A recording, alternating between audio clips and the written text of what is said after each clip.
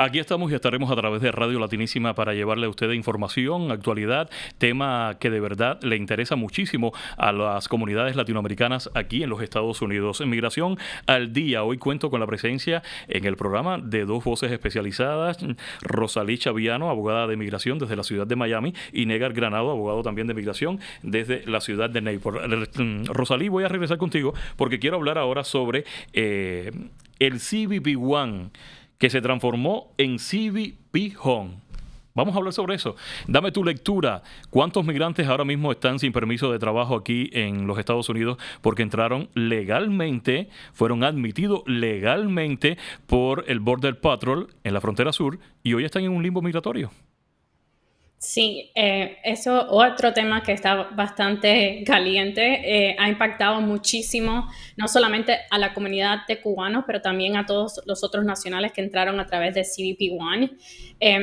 Como recordatorio, esto era una aplicación que el gobierno usó no solamente para propósitos de citas en las fronteras, en los puertos de entrada, pero también se usó en cuanto al programa de paro humanitario. Pero específicamente el impacto que ha tenido estos cambios es que, número uno, inmediatamente cerraron la aplicación en cuando hubo el cambio de la administración. Lo otro es que alrededor, yo diría, de abril, mayo, comenzamos a ver correos electrónicos que estaban recibiendo las personas que entraron a través de CBP One. Estas personas cuando entraban eran inmediatamente procesados, a no ser que hubiera un problema específico con la persona, ya sea por fraude, por tráfico humano, sino de lo contrario, simplemente les hacían preguntas bien básicas, lo que usualmente me han dicho mis clientes, y les daban lo que viene siendo el documento que comienza el procedimiento en Corte de Inmigración y le daban un parol, un I-94, que con este parol las personas, muchos de ellos solicitaron los permisos de trabajo. Entonces, lo que comenzaron a hacer es cancelar, revocarle la validez de este parol a todas estas personas que entraron de esta forma, y luego también les revocaron, les terminaron los permisos de trabajo, lo cual ha dejado esta comunidad, la ha dejado desafortunadamente desprotegida en el sentido de que han perdido sus trabajos, han perdido donde estaban viviendo. Muchos de ellos han tomado la decisión de salir fuera de Estados Unidos y irse de vuelta en sus países. En estos correos electrónicos, incorrectamente, el gobierno les decía que usaran ahora la aplicación que se llama CBP Home, y con el propósito de salida voluntaria, de dejarle saber al gobierno, la aplicación es para dejarle saber al gobierno que esta persona se va. Pero cuando dije incorrectamente, les daba el consejo, la recomendación, o más bien los incitaban.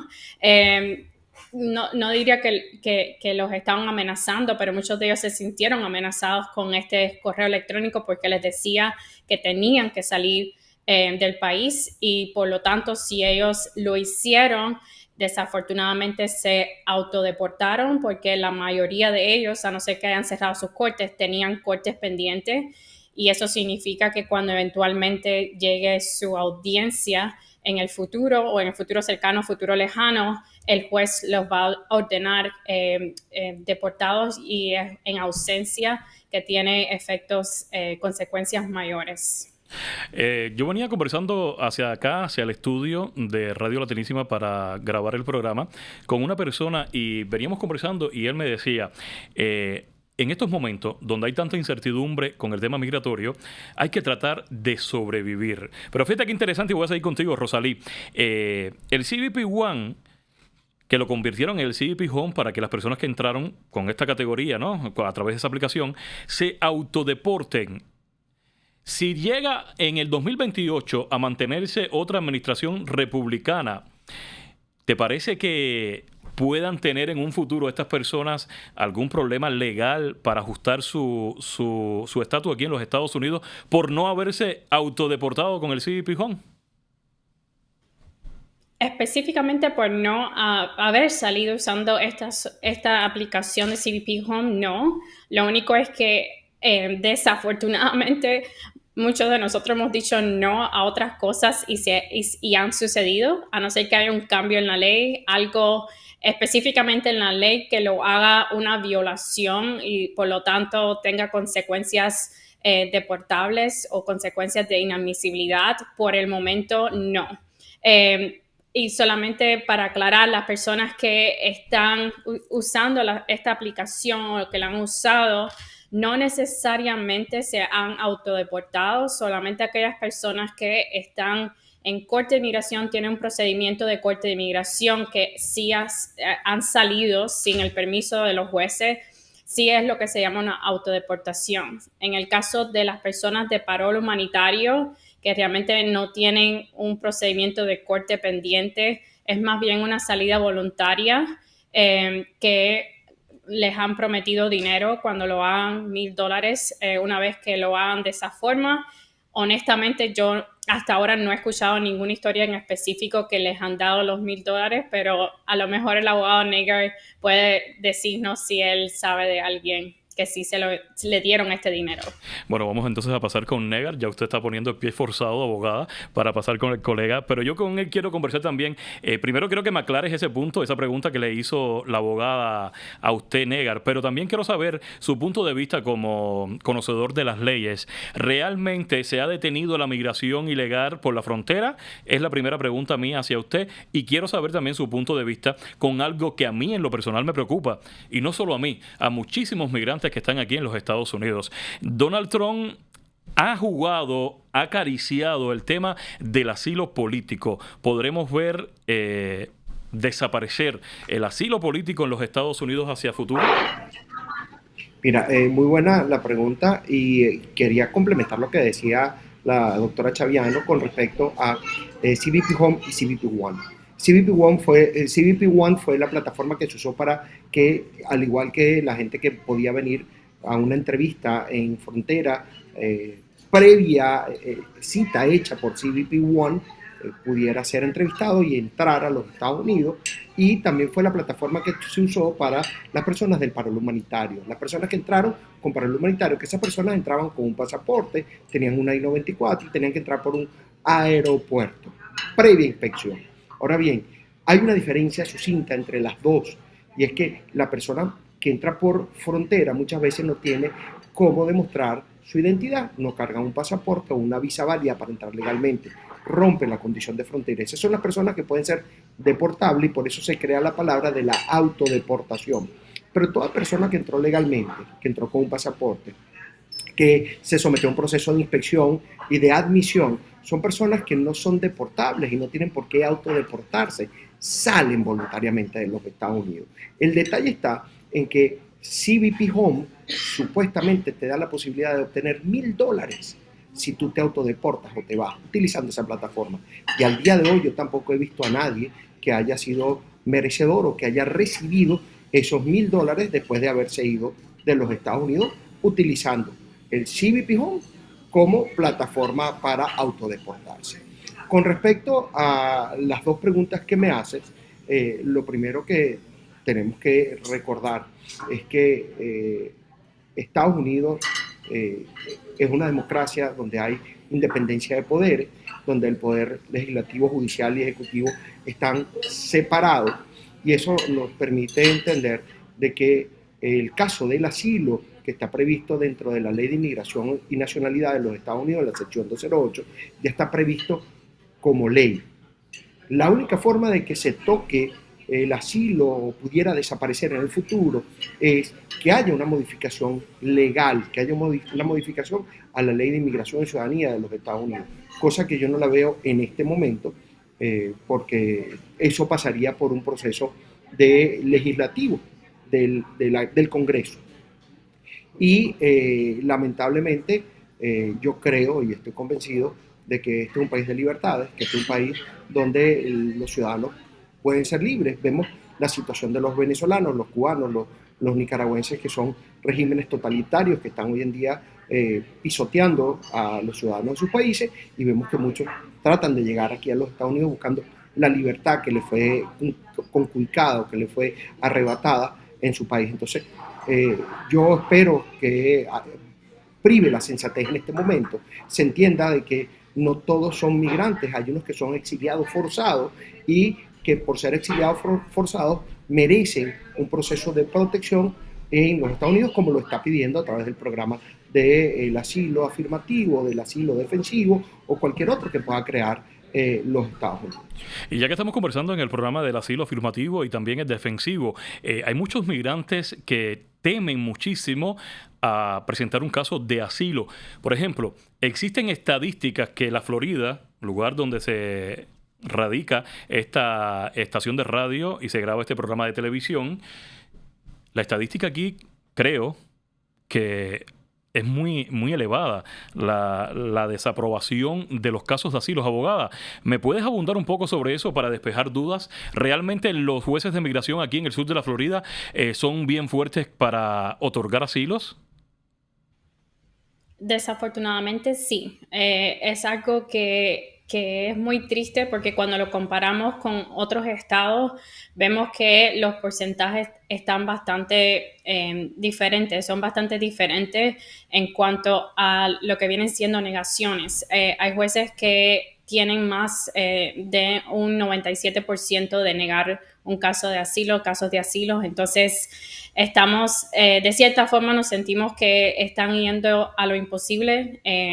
Y desafortunadamente hay muchas personas que realmente sí tienen un caso de asilo, hay otras que no tienen, pero lo único que hacen es que de cierta forma los empujan a que tomen otros rumbos que no sean asilos. Hay personas que han venido a mí que automáticamente me han dicho no solicita asilo porque es muy difícil. El hecho de ser difícil ya es algo que se toman en cuenta a la hora de solicitarlo, ¿no? Entonces, si la persona en estos momentos tiene una corte de inmigración y desea acceder a esa información, es pública, lo pueden buscar en Google para que conozcan un poco sobre el juez, sobre el porcentaje, porque definitivamente es algo a tener en cuenta, pero tampoco lo tomen como que es lo que va a suceder. Porque como bien dijo el abogado Neger, realmente esto, y también lo mencionó usted, que esto es un país de justicia. Y a pesar de que los jueces sí tienen un porcentaje alto de negaciones, ahí no termina lo que viene siendo el asilo para la persona. Existen las apelaciones y existen las cortes federales. Ahora bien, quiero tocar otro tema con ustedes dos, con ambos. Voy a comenzar con Negra, que ya se tiene que ir del espacio porque tiene otros compromisos de trabajo, y voy a seguir después con la doctora Rosalí Chaviano. Negar, las redadas. Hemos visto que la prensa, como ha disminuido un poco cubrir este tipo de eventos con las redadas migratorias en carreteras, en las cortes de migración. ¿Se siguen llevando a migrantes que van a las cortes? Dame tu panorámica y actualízanos, por favor. Ha sido de alguna u otra forma un manual de procedimiento que ha llevado adelante ICE, y es que se cuadra con el gobierno para que el gobierno le pida al juez una desestimación del caso de asilo. No hay nada que sujete a la persona a un proceso migratorio en los Estados Unidos, y al salir de las cortes de migraciones están los oficiales de ICE esperándolo para detenerlo con fines de la deportación. Eso se ha visto comúnmente. Vemos hoy, me llamó la atención una noticia que vi de un migrante en Utah que utilizaron a su hijo para que el migrante le abriera la puerta a ICE y lograr detenerlo, y estamos viendo cómo ha ido mutando la forma de actuar de estos oficiales de migración o de ICE para poder llevar adelante el cometido, que es la detención con fines de deportación. Sin embargo, creo que los cruces, y era una pregunta que me hacías que no la logré responder, los cruces habían disminuido en su mayor expresión en el tiempo de la administración del presidente Trump, y eso es producto de que la publicidad ha sido efectiva.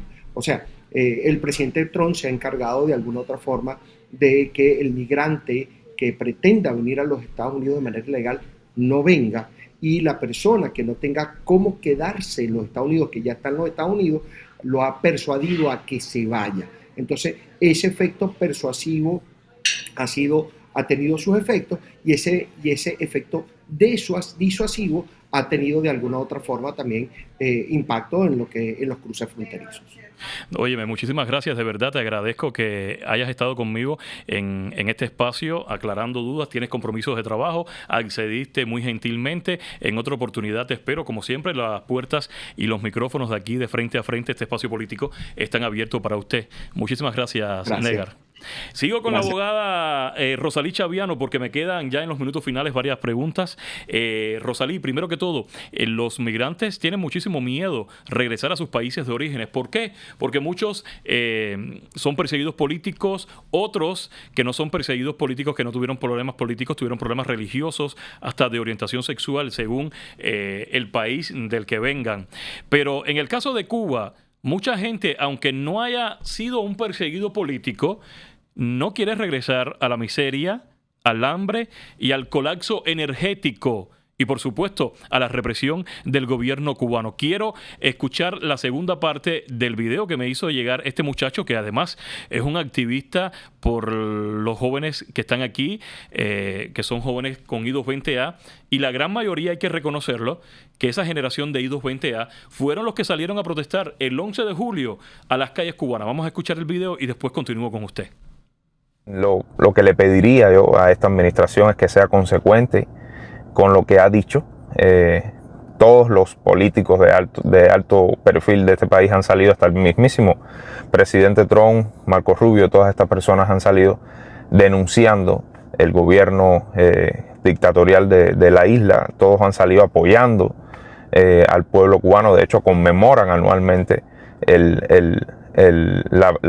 la protesta del 11 de julio. Pues lo único que pedimos es que sean consecuentes con esto y que den su apoyo real a las personas que hemos logrado salir huyendo de esa dictadura.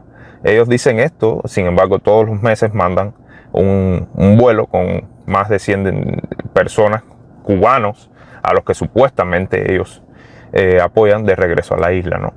Entonces, nada, le pedimos a este gobierno, a esta administración, que hagan cumplir la ley, ¿no?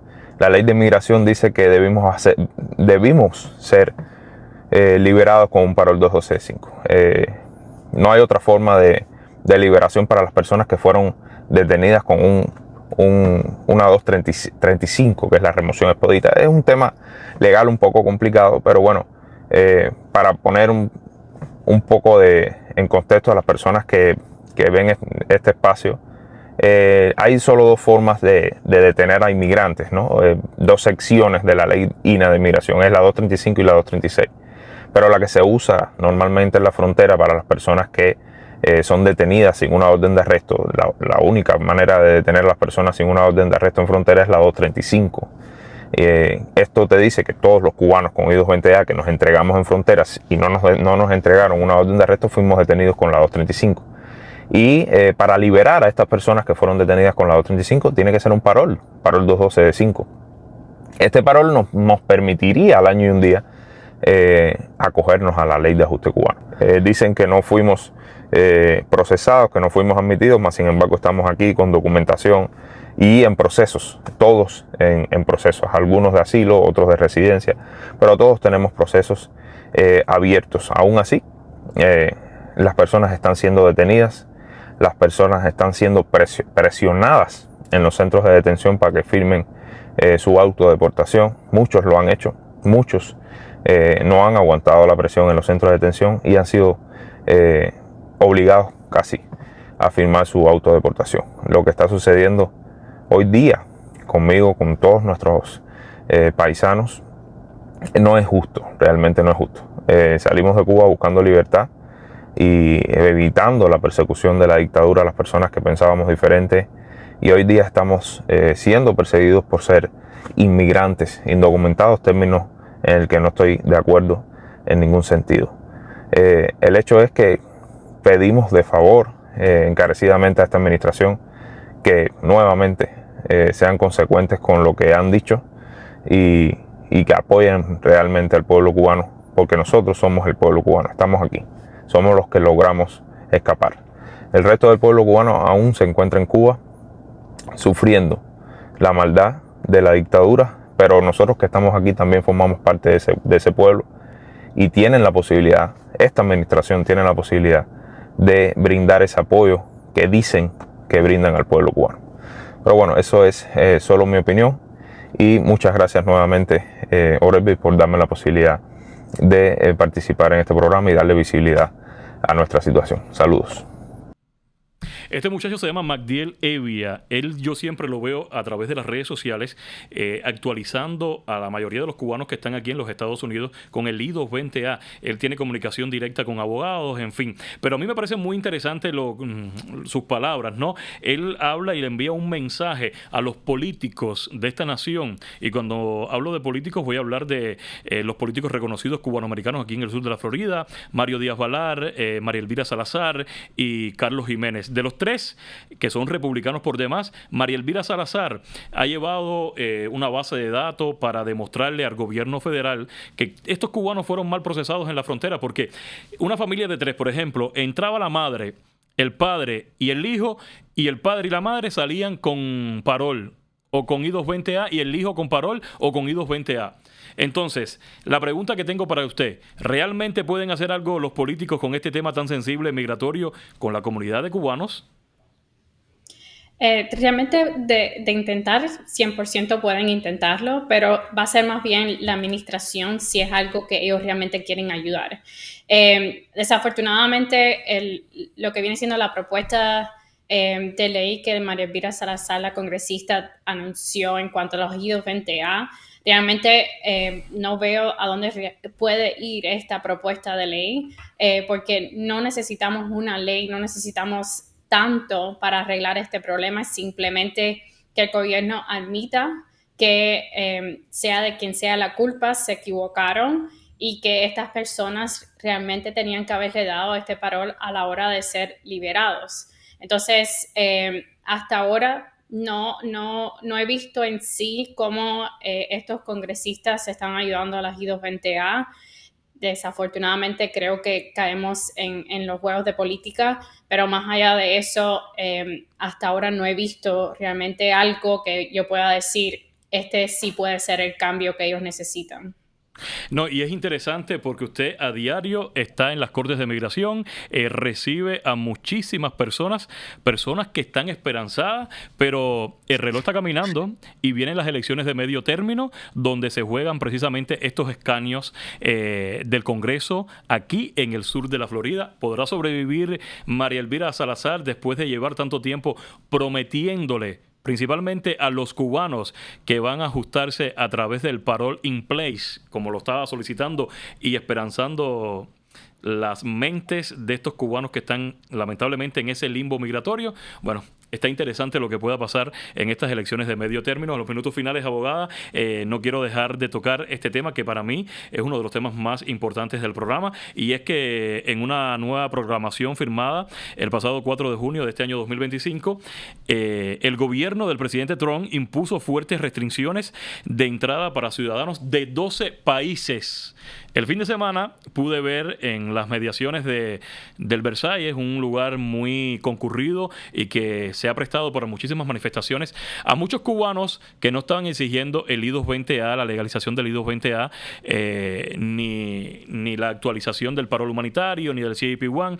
Estaban exigiendo el tema de la reunificación familiar, porque Cuba precisamente cayó en el grupo de estos 12 países. Está Afganistán, está República del Congo, Guinea Ecuatorial, está Haití, Irán, Libia, en fin. Cuba también está. ¿Ya se va a acabar el beneficio de la reunificación familiar para los ciudadanos de la isla? ¿Cómo está la cosa con ese tema? Bueno, yo diría que una vez más, como en muchos otros temas, hay mucha confusión. Las personas están entendiendo por esta proclamación de que significa de que el proceso, todo el proceso ya no existe, y no es así tampoco. Solamente las restricciones vienen siendo de parte de lo que viene siendo la última parte del proceso, que son en las embajadas de Cuba, en la embajada de Venezuela, que son uno de los dos países de los que son afectados. Pero en sí, el proceso inicial, que viene siendo la petición familiar, que es la I-130, y luego el National Visa Center, todo ese proceso continúa siendo procesado, y lo que, una vez más, el impacto está en las entrevistas en la embajada. Pero también hay que tener en cuenta que no aplican a todos los procesos, es solamente aquellos que no sean familia inmediata de estadounidense. La familia inmediata estadounidense son solamente los hijos menores de 21 años, los esposos y los padres. Entonces, todas las otras categorías sí son impactadas. Y como bien estabas diciendo, estas personas están exigiendo los derechos que ellos tienen. Ellos han hecho todo legalmente desde el comienzo, ellos han hecho esa petición familiar, muchos de ellos han esperado más de 8 años, más de 10 años, cuando finalmente tienen esta entrevista. Es muy, muy injusto que lo nieguen por problemas en sí de política, por problemas que sean lo que sean ahora, después de esperar su turno, después de esperar tantos años, separaciones de madres a hijos, de padres a hijos, es injusto que en el último paso literalmente les están diciendo que no, y le están diciendo que no simplemente por estas restricciones de viaje. La realidad que la migración aquí en los Estados Unidos ha cambiado. No solo en esta administración, en este mandato de Donald Trump, también lo pasó en el 2016 cuando Donald Trump llegó al poder, cerró la embajada cubana, por ejemplo, hablando de los cubanos, y el programa ese de reunificación familiar también estuvo detenido en esa primera parte de su administración. Antes de despedir la abogada, ¿algún mensaje que quiera para los millones de migrantes que hoy están en Estados Unidos y que temen ser deportados a sus países de orígenes? Bueno, lo primero es que siempre se lo digo a las personas con quien hablo. La esperanza es lo último que se pierde. Este país de inmigrantes, no dejen de luchar por sus casos. Todos tenemos derechos, los inmigrantes tenemos derechos. No dejen que violen sus derechos, y para no dejar que violen sus derechos, tienen que conocerlos. El conocimiento, la información y la educación en estos temas son muy importantes. Y no se dejen llevar tanto por los medios de TikTok, de las personas que dicen ser abogados, que no son abogados. Tienen que tener mucho cuidado con lo que escuchan y las personas que escuchan sobre estos temas, porque los pueden guiar o los pueden llevar a tomar pasos incorrectos que sí pueden tener consecuencias graves. Y lo más importante, si usted está en este país irregular, no tiene un estatus definido, vaya a una oficina de abogados para que le puedan orientar. Los abogados, señores, son los que saben qué hacer ante estos tiempos tan difíciles, y todo es transitorio, ¿ok? Vamos a tratar de calmarnos, vamos a tratar de no ver muchas noticias falsas, que las redes sociales lamentablemente están llenas de información falsa. Busque noticias oficiales, cadenas reconocidas, medios de prensa reconocidos, que ellos cuentan la verdad. Rosalí Chaviano, un placer haberte recibido por vez primera. Amiga, los micrófonos quedan abiertos para otras oportunidades. Y también recibí a Negar Granado, que me acompañó en la primera parte del espacio, abogado de inmigración. Un tema interesantísimo. De verdad, muchísimas gracias por participar con nosotros. Gracias por la invitación. Un placer como siempre. Y nosotros seguimos aquí ya en los minutos finales. Recuerde que me puede sintonizar en varios momentos a través de Euforia, pero también a través de Roku y de Fire TV, y a través de República Dominicana en Vega TV y TV Quisqueya para la ciudad de Nueva York. Soy Orelvis Cabrera y esto fue Frente a Frente, el espacio político por excelencia. Nos volveremos a encontrar.